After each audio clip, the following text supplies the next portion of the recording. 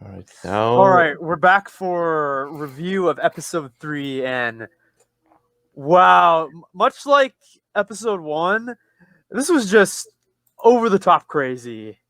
Like, yeah, it was like a mix of the 2003 Clone Wars Micro series and like Dragon Ball levels of ridiculousness. It was so yeah, cool. yeah, and the reason is because it was made by Studio Trigger. You may know them as the guys that made Gurren Lagann, Kill la Kill, Darling of Franks, and Brand New Animal. It, I've heard they're of def- some of those, but I haven't watched them. So yeah, they're pretty eventually, as I much do my anime watch, I'll they're check one them of the out. yeah they're one of the most famous ones. The episode name is The Twins. The director is Hiroki Imaishi, and the writer is Hiromi Wakabayashi. So the main story is about two twins, brother and sister, named named Kamo, named Yeah, what were Kare. their names? No, the brother was named Kare, and the sister name was Am. Yeah, Am. Yeah. And so they were basically kind of like Sith spawn. They were grown and, intended to be weapons of the dark side. Yeah. And unfortunately, like the brother doesn't want to have anything to do with it, whereas like the Yeah. sister is like pure evil. Yeah, the force is just balancing itself.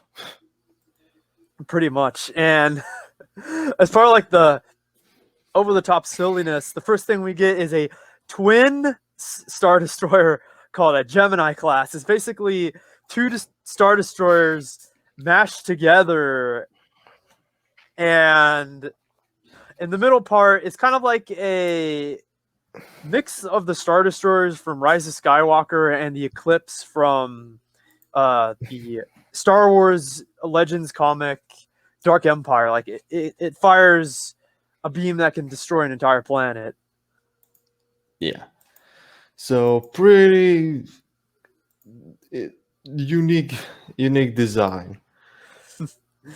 and I like the subtle reference in the hangar. Like there's a lot of Clone Wars era starfighters.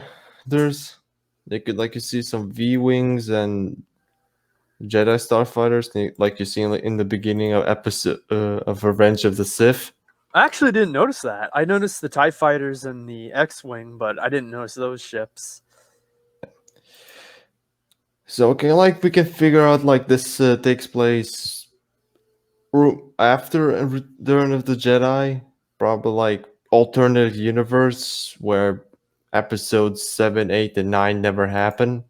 Yeah, it kind of seemed like that. I got that Yeah. impression. Yeah.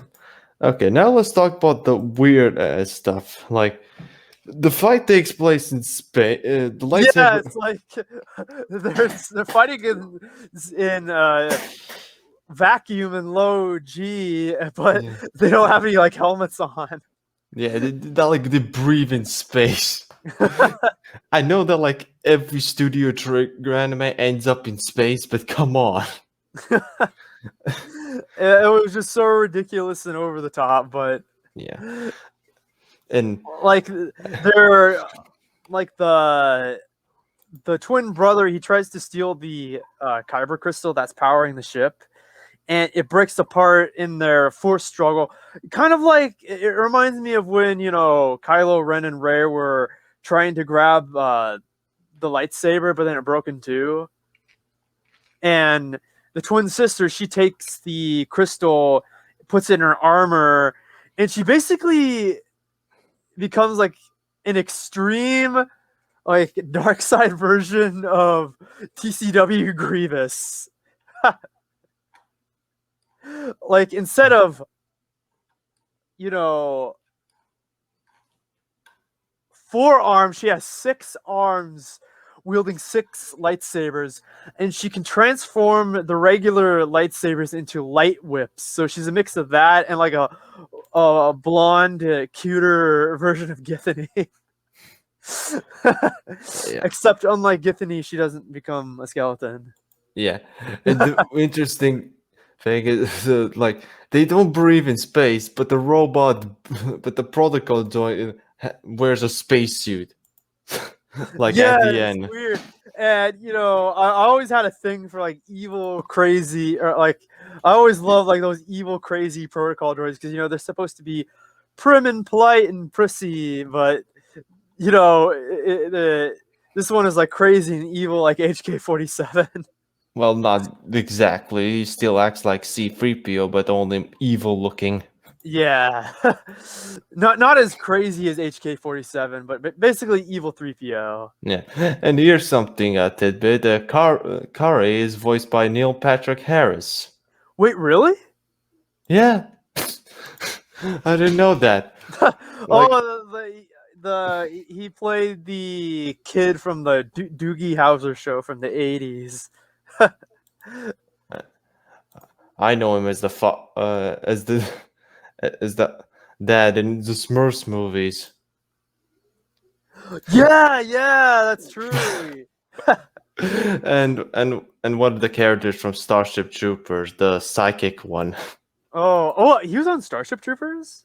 Oh yeah, the movie. I didn't know that.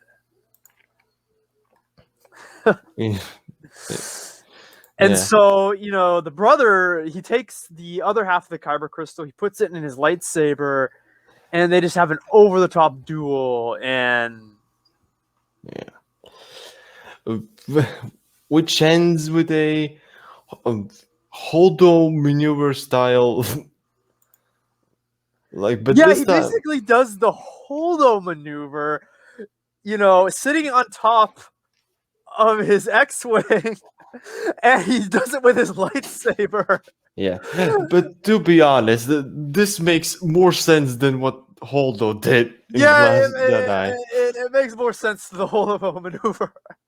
Yeah. But it was just so cool, and he slices the Gemini class Star Destroyer in half, but he doesn't kill his sister. Like, he destroys the kyber crystal that she put in her armor, and kind of like, I guess, frees her from the influence of it.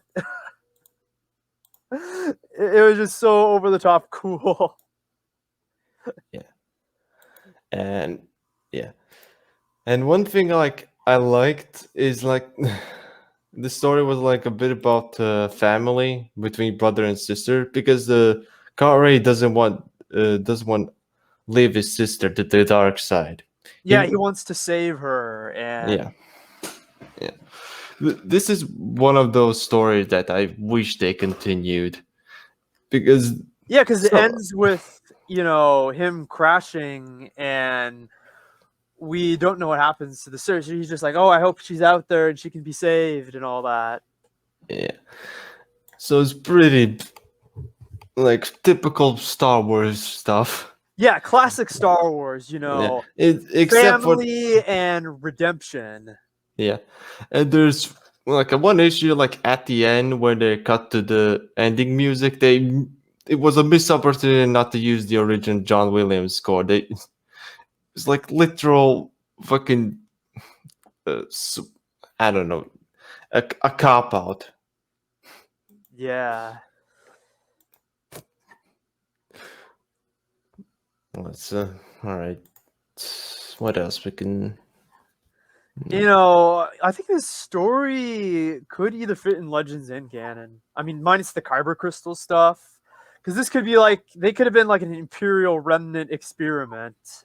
Well, yeah, it makes the most sense, but like the final battle scene is probably probably in the non-canon section. Yeah, that's another part that couldn't fit. Like using your lightsaber to destroy something like that, and that's I love just over the top uses of the Force, like what we got in the Clone Wars micro series, to me that's how the Force should be used instead of just like grounding it. Like, oh, the Force is just like Force pushes, pulls, mind tricks, like it should be powerful. Like Vader even said in the original trilogy that the power to destroy a planet is nothing compared to the power of the Force. So,